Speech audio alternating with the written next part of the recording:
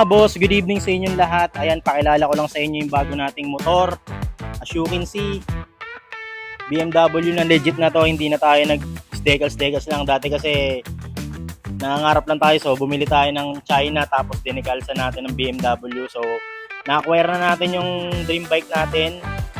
BMW na GS. Siyempre, 2022 model. 850F. Okay, so all stock yan. May kasa warranty pa yan mga boss. So naka-rims na rin, naka-ilaw, naka-crash guard.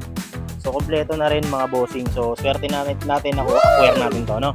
So maraming salamat kay Boss Idol ko, kay Boss Airo, owner ng Airo Helmet. So yun, maraming salamat mga bossing. So yun, meron na tayong bagong laruan. Medyo mataas daw to no? Pero hindi, sakto lang sa atin yan. Hey! Woo! Mga boss, so yan. Siguro hindi